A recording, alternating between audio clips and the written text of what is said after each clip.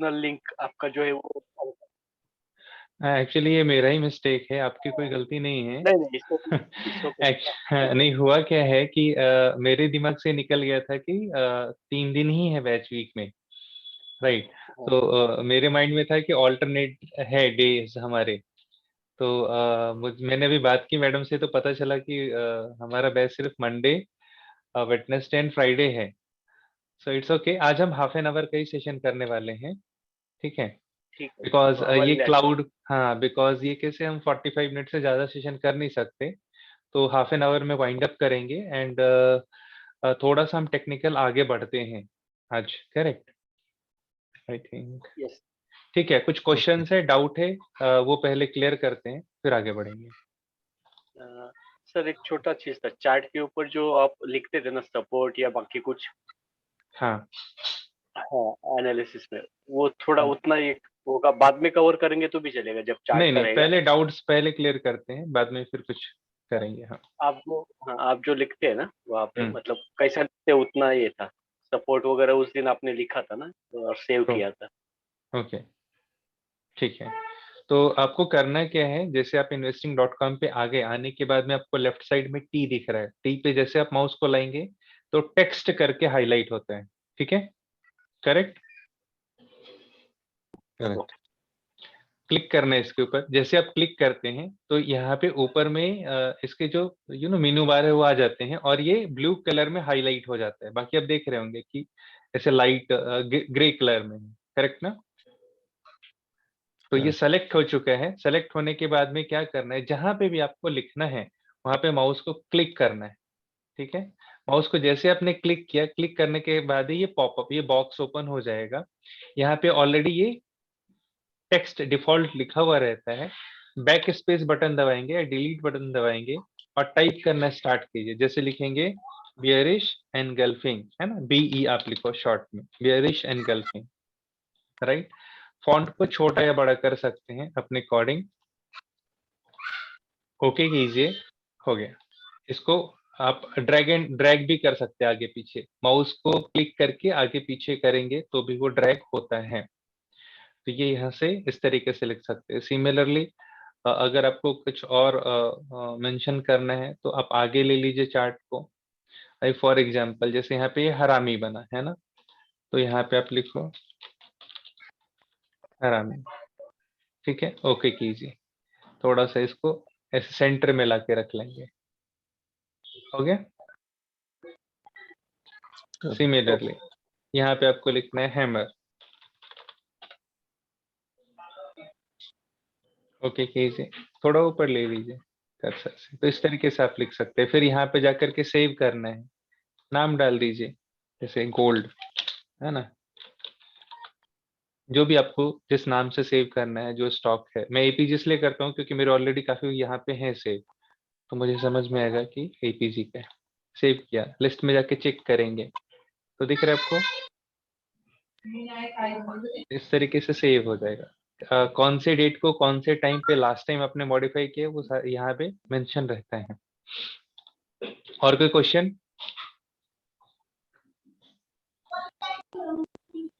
मेरे तरफ से और किसी का कोई क्वेश्चन? नथिंग।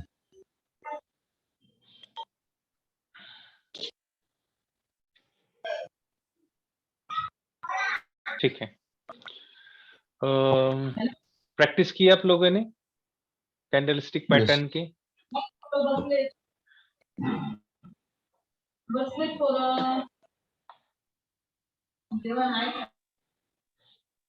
हाँ सर वही किया एक्चुअली, वही वो आइडेंटिफाई करके जो लिखना था ना वो नहीं हाँ कर हाँ, पाया मैं एक्चुअली। तो अभी अच्छा। वो लिख के फिर भेजता हूँ मैं आपको।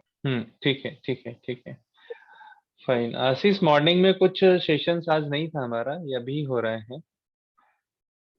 And, ठीक है, तो हमने क्या कवर किया था, कैंडलस्टिक पैटर्न हमारे हो गए थे यहाँ तक, राइट। डाउ थ्योरी है, तो बिफोर डाउ थ्योरी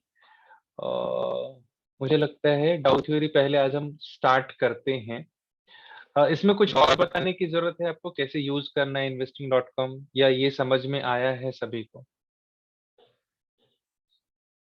आया है।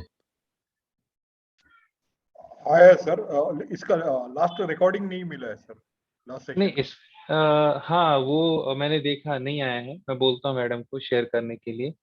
एंड आप लोग भी ग्रुप में डाल सकते हैं कि रिकॉर्डिंग शेयर करने के लिए फ्राइडे का, ठीक है। Okay sir. एंड जो investing.com का चार्टिंग का था वो यूट्यूब का लिंक मैंने शेयर किया हुआ ऑलरेडी ग्रुप में, है ना, हाँ तो वो आप उसको देख सकते हैं, ठीक सर है। नहीं, बाकी लोगों के लिए मेरा छोटा क्वेश्चन है। हाँ 24 का रिकॉर्डिंग ओपन हुआ था क्या? क्योंकि मैंने ट्राई किया तो नहीं हो रहा था। बाकी लोगों का हुआ तो फिर मेरा कुछ इश्यू होगा। 24 का तो आई थिंक मैंने चेक किया था, हो रहा हाँ था। हो गया। 25th को आया था, 25th हो को रहा आया है था सर, वो, हो है रहा ना। नहीं नहीं, हो ओपन हो रहा हो है तो कुछ इश्यू नहीं। ओके, बाकी लोगों ने देखा ना, इतना ही था। ओके हो रहा है, हो रहा है। ठीक है। कुछ डाउट है यहाँ पे और किसी का?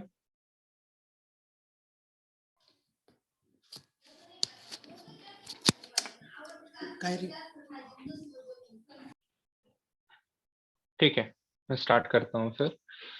सो राइट, फाइन। डाउ थ्योरी है ना, बेसिकली डाउ थ्योरी है क्या, और इसको देखते कैसे हैं, इसके पीछे की हिस्ट्री क्या है, राइट, और इसका इम्पोर्टेंस कितना है। तो अगर आप मेरे से पूछेंगे कि इम्पोर्टेंस कितना है डाउ थ्योरी का, तो मैं आपको कहूंगा कि इसका इम्पोर्टेंस बहुत ही ज्यादा है, ठीक है।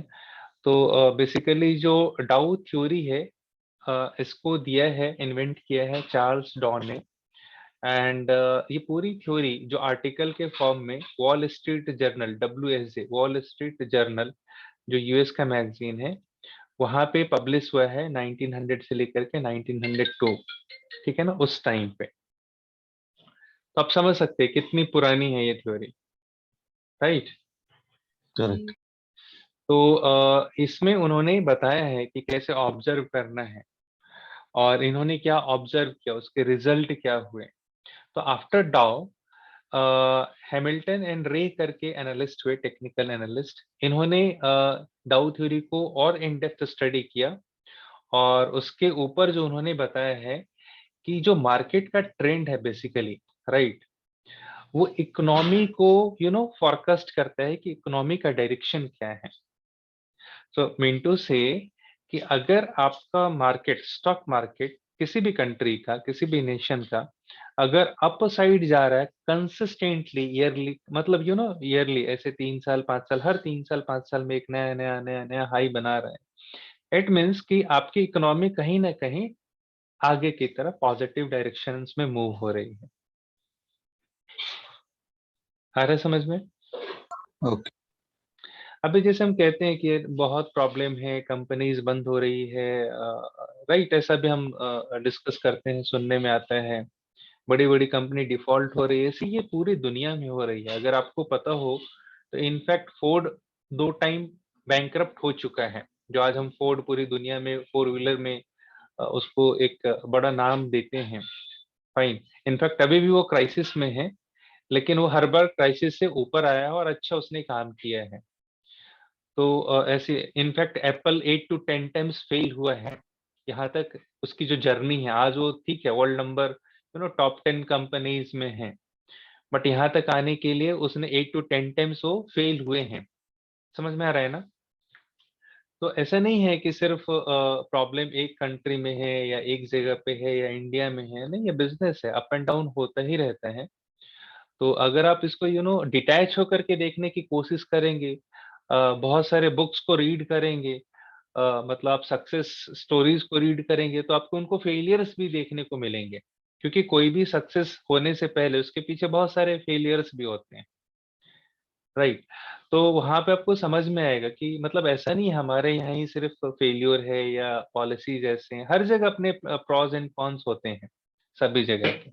तो मैं आपको इसलिए बता रहा हूँ इस डेफिनेशन के साथ में एग्जांपल, बिकॉज हम कहते हैं कि बहुत सारे प्रॉब्लम्स आ रहे हैं, दिक्कतें हैं, कंपनीज बंद हो रही है, जॉब कम है, but economy, so economy is a different, and employment is a different, मतलब थोड़ा थोड़ा, मतलब ऐसा नहीं पूरी तरह से अलग अलग है, इनका कुछ ज्यादा इंपॉर्टेंस नहीं है, लेकिन हम दोनों चीजों को एक साथ लेकर के नहीं बढ़ सकते। इकोनॉमी इन द सेंस कि जैसा हमने देखा था क्या बोलते हैं उसको, रिवॉल्यूशन, इंडस्ट्रियल रिवॉल्यूशन आया था आई थिंक 1800 में, है ना? ऐसा ही कुछ हमने पढ़ा करेक्ट। है ना? 1800 के आसपास में, जब बड़े बड़े मशीनरीज यूरोप में लगने स्टार्ट हुए, खास करके इंग्लैंड वगैरह में स्टार्ट हुआ था, है ना? क्या बोलते हैं उसको, कुछ तो मुझे वो एग्जैक्ट याद नहीं आ रहा है वर्ड, आधुनिकीकरण, मॉडर्नाइजेशन जो हुआ था स्टार्ट, है ना? जब हम मैकेनिकल पूरा स्टैब्लिश होने लगे, जर्मनी, इंग्लैंड, जहाँ पे स्टार्ट हुआ था बेसिकली रिवॉल्यूशन। तो वो जो बेसिकली चीज हम कह रहे हैं, तो जैसे क्या हो रहा था, एक ही काम के लिए हमें 100 पीपल्स की रिक्वायरमेंट थी, मशीन के आने से मैक्सिमम 10 हो गए, ऐसा ही है ना? करेक्ट। अभी फॉर एग्जाम्पल जैसे आप देखेंगे अकाउंटिंग में और किसी भी ऑफिस में, तो अब एक कंप्यूटर 20 लोगों का काम खुद से करता है, ऑटोमेटिक सारे कैलकुलेशंस कर रहे हैं, है ना? ऑटोमेटिक कर रहे हैं, एक फार्मूला लगाते हैं एक्सेल सीट में, वो ऑटोमेटिकली सारे कैलकुलेशंस को कर लेता है अलग अलग फाइल से, है ना? अलग अलग फाइल से, अलग अलग सीट से। तो पहले क्या लगता था, हर एक फाइल ओपन करते थे, पेज ओपन करते थे, लिखते थे, फिर जाकर के एक नया बनाते थे। अब इनकी जरूरत नहीं है। सो डेवलपमेंट का मीनिंग कैसा है कि development in terms of money, है ना? मनी के फॉर्म में, कि आपका जो इन टर्म्स ऑफ जीडीपी है वो कितना ग्रो हो रहा है, राइट? आपका जो रिजर्व है वो कितना बढ़ रहा है, in fact in terms of gold और रिवेन्यूज जो भी है उसको कह सकते। प्लस आपका जो वैल्यूएशन ऑफ इंडस्ट्री है कंट्री का, वो किस डायरेक्शंस में जा रहा है। तो ये चीजें इंपॉर्टेंट हो जाती है। जैसे मुझे लगता है अभी एशिया में जो रिचेस्ट पर्सन है वो दो तो इंडिया से ही हो गए, अदानी और अंबानी, ऐसा ही कुछ है, एम आई राइट? Correct sir. तो एशियाज 2 रिचेस्ट पर्सन अब इंडिया से है। पहले हम नहीं आते थे, आई थिंक टॉप 5 में भी, टॉप 10 में भी, है ना? अभी कहीं ना कहीं ऐसे वर्ल्ड वर्ल्ड में टॉप 50 में कई आते हैं इंडिया के।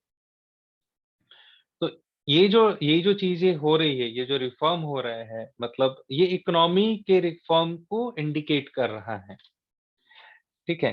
तो डॉ क्या कहते हैं, डॉ का कहना ये है, चार्ल्स डॉ का, कि जो मार्केट का डायरेक्शन है, जो मार्केट का ट्रेंड है, वही एक्चुअली इकोनॉमी का भी ट्रेंड है, वो उसको इंडिकेट करता है, राइट? तो जैसे हमने देखा कि हम, अगर आप निफ्टी के चार्ट को देखेंगे, है ना,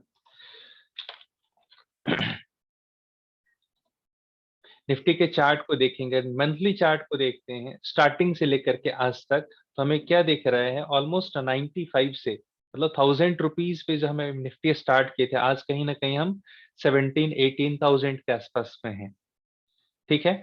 तो in around 20-25 years, 25 years consider करते हैं, 25 सालों के अंदर में हम 17 गुना बढ़े हैं, 17 टाइम्स, ठीक है? तो थोड़ा निकाल लेते हैं, 15 टाइम्स तो हम अच्छे से इंक्रीज किए हैं। मतलब जो इकोनॉमी का डेवलपमेंट है, ग्रोथ है, वो कुछ इस तरीके से है। आ रहा है समझ में? So overall yes sir. जो भी चीजें हो रही है, direction of economy is quite positive, बहुत पॉजिटिव है। ये सबसे फास्ट ऐसा क्यों हुआ? बिकॉज जो रिवॉल्यूशंस आए हैं इन 7-8 सालों में, राइट, वो कह सकते हैं कि ये चीजें एटलीस्ट 50 ईयर्स पहले होनी चाहिए थी। यही रीजन है कि ये स्पीड मिला है। ये स्पीड के रीजन वही है, जैसे हमने देखा कि पेपर वर्क बहुत कम हो गए हैं, कई जगह तो पेपर वर्क रहे ही नहीं है, है ना? आपके छोटे छोटे काम से लेकर के बड़े बड़े काम में। सो अब आपको बैंक अकाउंट ओपन करना है, बैंक में जाने की जरूरत नहीं है, राइट? करेक्ट। तो आपका कितना टाइम सेव हुआ। तो ये सारी चीज रिवॉल्यूशन ही है कहीं ना कहीं।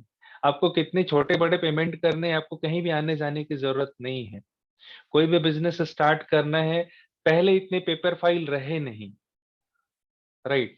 तो ये जो चीजें हुई है, ये जो आपको रिफ्लेक्शंस दिख रहा है, वो यहाँ पे दिखेगा, उसका ही रिफ्लेक्शंस दिख रहा है। आज आपको कोई भी प्रोडक्ट चाहिए, कहीं भी जाने की जरूरत नहीं है, घर पे मिलता है आपको। तो इससे क्या हो रहा है कि आपको आपका जो कनेक्टिविटी है, जो रिक्वायरमेंट है, वो क्विकली फुलफिल हो रहा है ना? चीजें सिंप्लीफाइड हो रही है, और उसका ही रिजल्ट है कि स्पीड मिला है आपको। तो अभी हमने क्या देखा, बेसिकली हम ये देख रहे हैं कि जो इकोनॉमी का ट्रेंड है वो कुछ इस तरीके से, जो मार्केट का ट्रेंड है कहीं ना कहीं इकोनॉमी का भी यही ट्रेंड है। सो हमने ये सोचा था कि 5 ट्रिलियन इतने टाइम में आएगा, लेकिन उससे पहले ही हमें मीट हो गया वो जो टारगेट था बेसिकली। ट्रू। ट्रू। तो बेसिकली ये डाउ के उस थ्योरी को प्रूव करता है कि क्या चल रहा है। तो मेरा इतना टाइम देने के पीछे यही रीजन था कि आपको कभी भी बिलीव करना है तो प्राइस पे बिलीव करना है। कभी भी जब आपका ट्रस्ट होगा वो प्राइस पे होगा, न्यूज और सेंटिमेंट पे नहीं होगा। अगर Correct. आपको लगता है कि यहाँ से हमारे कंट्री का बिजनेस और आगे जाने वाला है, ठीक है, हमारे यहाँ की जो लीडिंग कंपनीज है या इंडस्ट्रीज है या बैंक है या फाइनेंस है, कोई भी, या मेडिकल है, वो कंसिस्टेंटली अच्छा काम कर रहे हैं, आइदर वो प्राइवेट सेक्टर हो, आइदर वो गवर्नमेंट सेक्टर हो, कोई भी सेक्टर हो, बट वो अच्छा कर रहे हैं, इसका मतलब है कि यहाँ से ग्रोथ कंफर्म है। और ग्रोथ कंफर्म है तो डाउट आने की जरूरत नहीं है। ठीक है, अभी क्यों नहीं आना चाहिए, चलो अभी मान लेते हैं कि अगर कोई क्राइसिस आ भी गया, ग्लोबल क्राइसिस, ठीक है, या इंडिया के अंदर ही कोई क्राइसिस आ जाए फॉर एग्जांपल, तो आपकी करेंसी की वैल्यू वैसे भी जीरो हो जाएगी। अभी हमने बीच में कई बार देखे हैं ऐसे, आई थिंक वियतनाम या कोई तो कंट्री था जहाँ की करेंसी की वैल्यू जीरो हो गई थी ऑलमोस्ट। पूरे बोरे भर के जाते थे और एक चप्पल खरीद के लाते थे, ऐसा कुछ कहने का सेंस, राइट। तो बिकॉज उनका वैल्यूएशन ही कम हो जाता है करेंसी का। उसका रीजन होता है कि इतना प्रिंट करते हो मनी मार्केट में कि उसकी वैल्यू ही आफ्टर सम टाइम वो कम हो जाती है। तो कहने का मतलब क्या है कि आपको हमेशा प्राइस के ऊपर फोकस रहना है, एनालाइज करना है, उसको समझना है, और इसके हिसाब से आपको पूरा सेंटिमेंट बना करके चलना है। ठीक है, जैसे अभी आज के डेट में कंसिस्टेंटली आप 2-3 दिनों से सुन रहे हैं, कोविड कोविड कोविड कोविड सारी चीजें आ रही है। ठीक है, तो ये अभी आ रही है, तो आप अगर नहीं सुनेंगे उनको तो आपके ऊपर वो इम्पैक्ट होने वाला ही नहीं है। अगर आपने न्यूज सुना ही नहीं, देखा ही नहीं, और अगर आपने प्राइस देखा, तो आपको पता ही नहीं है ना क्या चल रहा है बैकग्राउंड में। हाँ, जब वो प्राइस में रिफ्लेक्ट कर दे, इंडिकेट कर दे, तो आप समझ जाना कुछ ना कुछ बैड न्यूज आने वाला है, या आ चुका है, या आ जाएगा। तो अभी अब देखो, अभी कोविड का न्यूज नेगेटिव आ रहा है, लेकिन रिफ्लेक्शन पहले आया या नहीं आया? 2 हफ्ते पहले ही आ चुका है। Correct. उसका प्रिपरेशन और उसका फॉल ऑलरेडी हो चुका है। तो ये जो इम्पोर्टेंस है, इसको आपको फोकस करना है, इसको ध्यान में रखना है। Third point, a change in the trend of the DJIA means डाउ जोन इंडस्ट्रियल, जो उनका इंडेक्स है, जैसे निफ्टी और बैंक निफ्टी। तो वो कह रहे हैं कि जैसे हम इसको कह सकते हैं इनफैक्ट यहाँ पे, कि a change in the trend of Nifty must be confirm by trend change in Bank Nifty in order to generate a valid signal. So what does it mean, ऐसे समझ सकते हैं। NSE इंडिया, अभी यहाँ पे व्यू ऑल इंडाइसेस, ठीक है। अब मैं इसका लिंक आपको शेयर करता हूँ, इंपॉर्टेंट है ये आप लोगों के लिए। व्हाट्सएप में भी डाला, एंड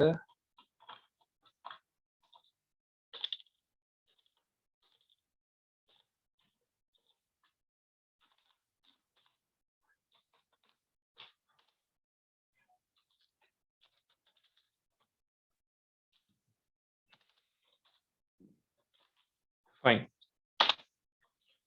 तो ये लिंक में एक्चुअली है क्या, हमारे कितने मतलब लीडिंग इंडाइसेस हैं, right, you can say sectors, kind of sectors आप समझ लो, प्लस इंडेक्स कितने हैं, वो सभी यहाँ पे मेंशन है।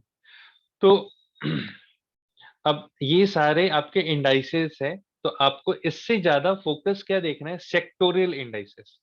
जैसे निफ्टी बैंक क्या रिप्रेजेंट करती है, पूरे बैंकिंग सेक्टर को।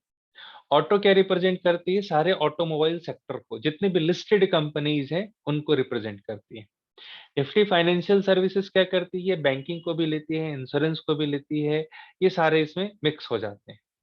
एफएमसीजी मतलब जितने भी हम हिंदुस्तान यूनिलीवर है, कोलगेट है, आईटीसी के जो प्रोडक्ट हैं, मतलब एफएमसीजी जो भी खाने पीने या कंजम्पशन की चीजें उनको हम एफएमसीजी कहते हैं।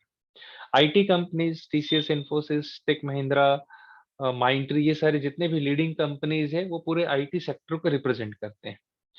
Similarly Nifty media media sector को रिप्रेजेंट करती है। मेटल मीन्स पूरे मेटल, जैसे आपके टाटा स्टील है, जेएसडब्ल्यू स्टील है, राइट।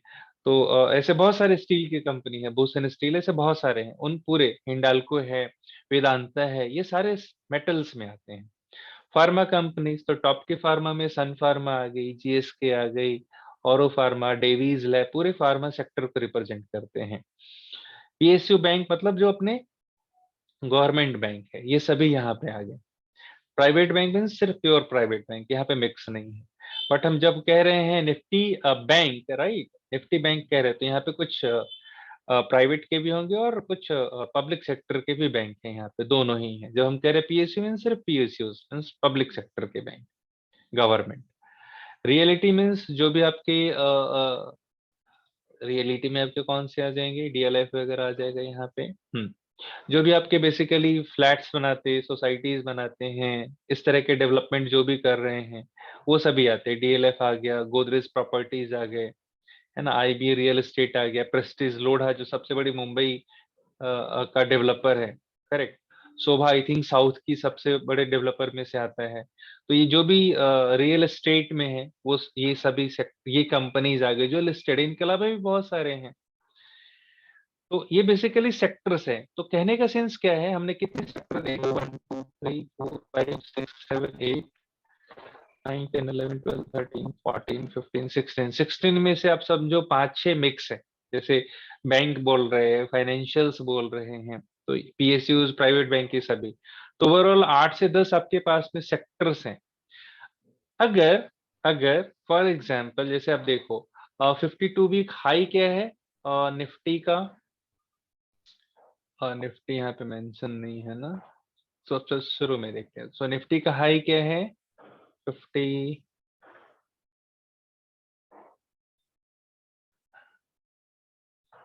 52 वीक है यहाँ पे। नो नो नो, कुछ तो मिसिंग हो रहा है।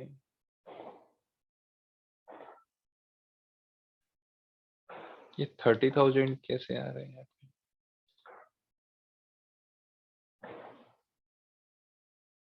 कुछ तो भी लगेंगे, ठीक है। तो कहने का सेंस ये है, जैसे फॉर एग्जांपल निफ्टी का हाई है 18,500, अंडरस्टूड, से यस और नो? Yes sir. ठीक है। तो अगर निफ्टी का हाई 18,000 है और आज की डेट में अगर वो 17,000 पे है, सिमिलरली अगर बाकी सेक्टर, तो हमारा हमने क्या देखा कि अपने हाई से निफ्टी फॉर एग्जांपल 10% नीचे है, ठीक है। बट ऑटो सेक्टर अपने हाई से 20% नीचे है, ठीक है। सिमिलरली बैंक निफ्टी अपने हाई से 25% नीचे है, राइट। एफएमसीजी भी 15% नीचे है, आईटी यहां से सिर्फ 5% नीचे है, ठीक है। तो अगर जो हमारा मेन इंडाइसिस है वो कौन सा है, निफ्टी, एम आई राइट? करेक्ट। हमारा जो मेन इंडाइसिस है वो है निफ्टी। सो अगर निफ्टी फॉर एग्जांपल हाई पे है, उसके साथ में जो मेन और भी सेक्टर्स हैं, 8 सेक्टर्स हैं, है ना, और आठों का जो बेसिकली एक सम है वो है निफ्टी, है ना। जितने भी 8 या 10 हमारे सेक्टर है उन सबको रिप्रेजेंट कर रहा है निफ्टी। तो अगर निफ्टी हाई पे है और बाकी 8 में से 6 नीचे हैं, ठीक है, 6 नीचे हैं, इसका मतलब है कि जो हाई बन रहा है निफ्टी का, राइट, उसमें जो सिग्नल हमें मिल रहा है वो वैलिड नहीं है। सिमिलरली निफ्टी हाई पे है और बाकी सेक्टर्स भी हाई पे है, मतलब 8 में से 6 हाई पे हैं, अच्छा परफॉर्म कर रहे हैं। इसका मतलब ओवरऑल जो इकोनॉमी से सिग्नल आ रहा है, सभी सेक्टर से सिग्नल आ रहा है, वो बहुत पॉजिटिव है। तो डाउ ये कहते हैं कि अगर अगर निफ्टी में चेंज हो रहा है, ट्रेंड जिस डायरेक्शन में है, और बाकी जो भी इंडेक्स हैं, सेक्टर्स हैं, उनमें वही डायरेक्शन है, इसका मतलब जो हमें सिग्नल मिल रहा है वो वैलिड है। पॉइंट क्लियर हुआ? Clear. Suresh sir, Nitin sir, yes sir. Vijay sir, समझ में आ रहा है मैं क्या कह रहा हूँ? हाँ सर, हाँ सर। डिफिकल्ट है? वसावी सर, समझ में आ रहा है? थोड़ा डिफिकल्ट है लेकिन आ रहा है समझ में। मैंने इसीलिए 4-5 बार रिपीट किया है इस चीज को, बिकॉज ये पॉइंट बहुत इंपॉर्टेंट है, मतलब बहुत ही इंपॉर्टेंट है डाउ थ्योरी, इसीलिए मैं बार बार रिपीट कर रहा हूँ कि अगर निफ्टी ऊपर है तो हर एक सेक्टर को ऊपर होना जरूरी है ना? तो हर एक सेक्टर का मीनिंग क्या है? हम किस बच्चे को कहते हैं कि ये बच्चा पढ़ने में अच्छा है? जो एटलीस्ट 60% स्कोर करे। ट्रू? ट्रू। अगर बच्चा 80% ला रहा है तो हम क्या कहेंगे? बहुत ही बढ़िया है। और अगर 90 प्लस कर रहा है तो आउट परफॉर्म कर रहा है। सिमिलरली अगर 10 में से 6 ऊपर चल रहे हैं निफ्टी के साथ में तो ठीक है, मतलब सिग्नल इज ओके। बट अगर 10 में से 8 अगर चल रहे हैं, इट मींस बहुत ही वैलिड सिग्नल आ रहा है, मतलब कुछ डाउट ही नहीं है कि यहाँ पे प्रॉब्लम है। यानी कि सर निफ्टी में ज्यादा से ज्यादा ऊपर होना चाहिए 60-70% से, तो वो पॉजिटिव ज्यादा है। निफ्टी के साथ में बाकी इंडेक्स भी ऊपर बाकी- होने चाहिए, जो हमने यहाँ पे हाँ। देखे। मीडिया होना चाहिए, मेटल होना चाहिए, बैंकिंग होने चाहिए, फार्मा होना चाहिए, रियल एस्टेट होना चाहिए, ऑटो होना चाहिए। तो इनमें से 8 में से कोई 6 तो होने चाहिए। सर वो मतलब फूड चेन जैसे है ना सर, सब बाजू में वो रहेगा तो ही वो वैलिड रहेगा। Exactly, exactly, exactly. अभी जैसे देखो आप, सभी चीजों के दाम काफी बढ़े हुए हैं। जो हम मस्टर्ड ऑयल फॉर एग्जांपल 130-135 में लेते थे आज से 6 महीने पहले, अभी 190 रुपीज पे कर रहे हैं, है ना? 60 रुपीज पर लीटर बढ़ा है। इमेजिन परसेंटेज में कितना ज्यादा हो रहा है। ठीक है, तो इन्फ्लेशन कहाँ गया है? बहुत ही ऊपर गया। ऐसा नहीं सिर्फ इंडिया में, सभी जगह हुआ है। इन्फ्लेशन पूरी दुनिया में बढ़ा है अभी। ठीक है, तो ये जो हाइक हुआ है, इसका मेन रीजन क्या है? उसका कहीं ना कहीं मेन रीजन है क्रूड ऑयल। जो 40 रुपीज 50 रुपीज पर बैरल लेते थे, अभी क्रूड ऑयल 80 डॉलर पर बैरल आ गया है। राइट? तो क्या हुआ है, इसकी वजह से जो ट्रांसपोर्टेशन है वो कॉस्ट बढ़ चुका है। तो ऑब्वियसली सभी चीजों के कॉस्ट बढ़ने वाले हैं। आ रहा है समझ में? करेक्ट। मतलब जिस सामान को, जिस ट्रक को लाने में हमें 500 रुपए लगते थे, अब उसी को लाने में हमें 750 से 800 रुपए देने पड़ते हैं। अब खुद ही देखो, जो पेट्रोल आप 80 रुपीज 70 रुपीज में फिल करते थे, आज 110 रुपीज में जा रहा है। सो ऑलमोस्ट कितना परसेंट हो गया? बढ़ गया ना, यहाँ से 30-40% इंक्रीज हो गया है आपका। तो दिस इज इन्फ्लेशन। इसकी वजह से सभी चीजों की रेट बढ़ी हुई।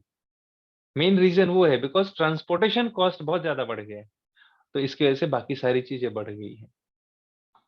ठीक है, क्लियर हो रहा है? Yes sir. सर लो इंटरेस्ट रेट है क्या उसका रीजन?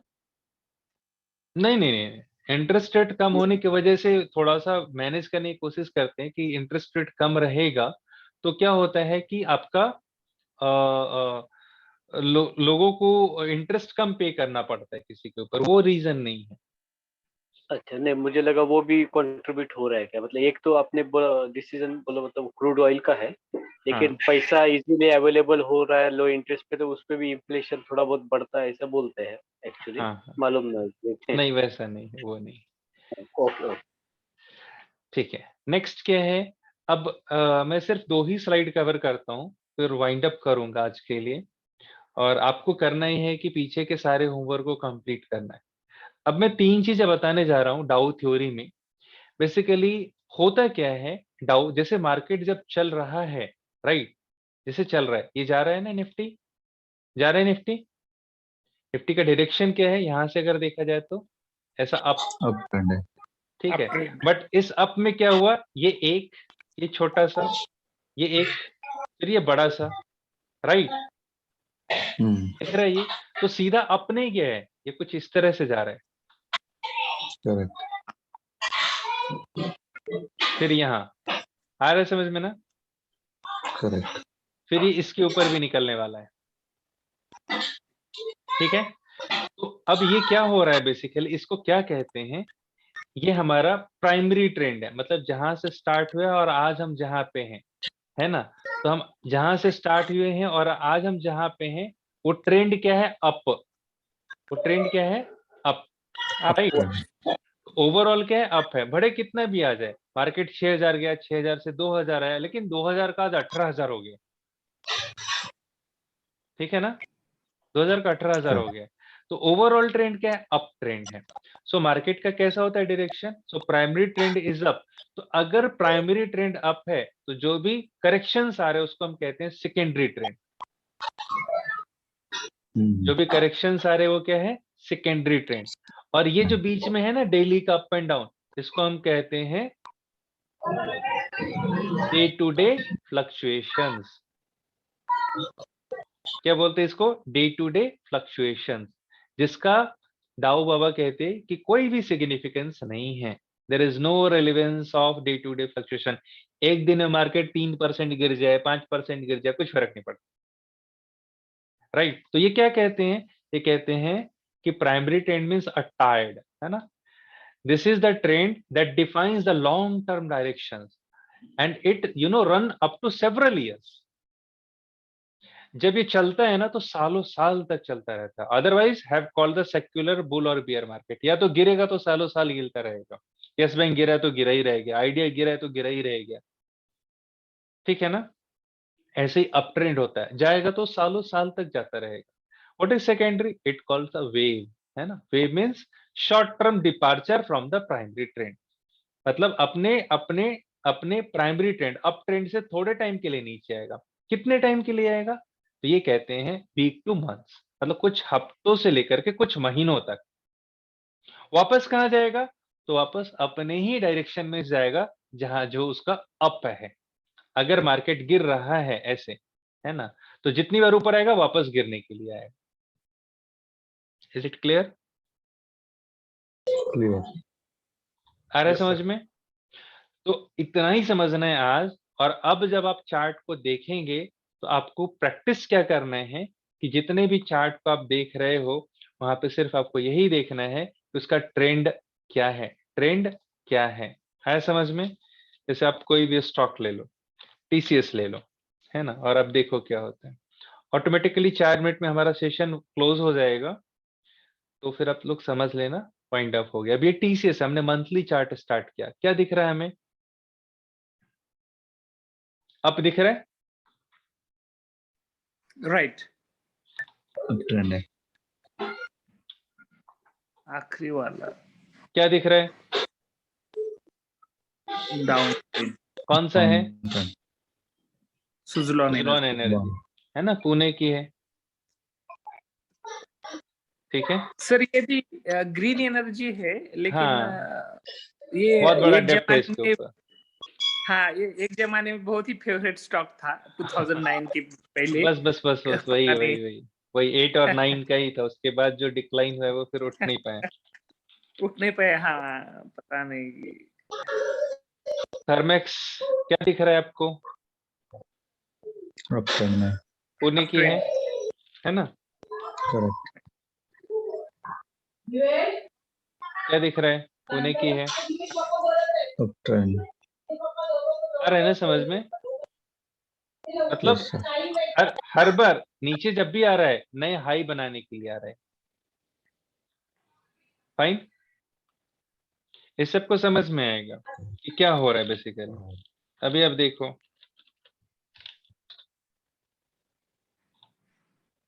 क्या दिख रहा है? Up trend. Up trend, clear up है, क्लियरली अप है।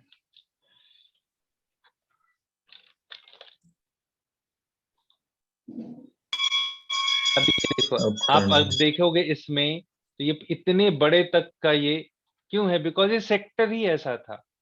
इस सेक्टर को आज तक मतलब उतना प्रमोशन मिला ही नहीं। है ना। इस कोविड की वजह से गवर्नमेंट के जो रूल्स चेंज हुए उसकी वजह से पूरे ही केमिकल सेक्टर को फायदा हुआ है, इसलिए सारे केमिकल स्टॉक अप हुए हैं। ठीक है, ये एक रीजन था मेन। अभी क्या देखेंगे, कोई स्टॉक बताओ आप लोग क्विकली, एक दो। लिंडे इंडिया,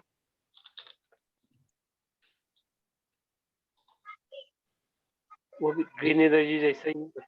हाँ तो अभी चल रही है, अच्छा चल रही है। और कोई स्टॉक?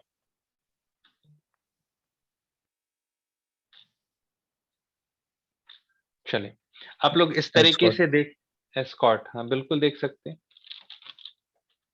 क्लियर दिखेगा आपको उसमें, दिख रहा है ना ये। हम्म, ठीक है, तो ये है ओवरऑल कैसे हमें डाउ थ्योरी को रीड करना है, अंडरस्टैंड करना है। अब नेक्स्ट टाइम जब हम करेंगे, मीन्स कल कल जो हमारा रहेगा मंडे को, तो बेसिकली हम इसके अभी तक के ट्रैक रिकॉर्ड को समझेंगे, कितना इसने रिटर्न बनाए हैं, क्या किया है। 6 टेनेंट्स ऑफ जो छोटी छोटी चीजें, जैसे ये कैसे कहते हैं, बिकॉज ये डाउ के लाइंस हैं कि stock market discount all news. मैं क्यों बोलता हूँ नहीं देखो क्या इंपॉर्टेंस है, तो वही इंपॉर्टेंस है।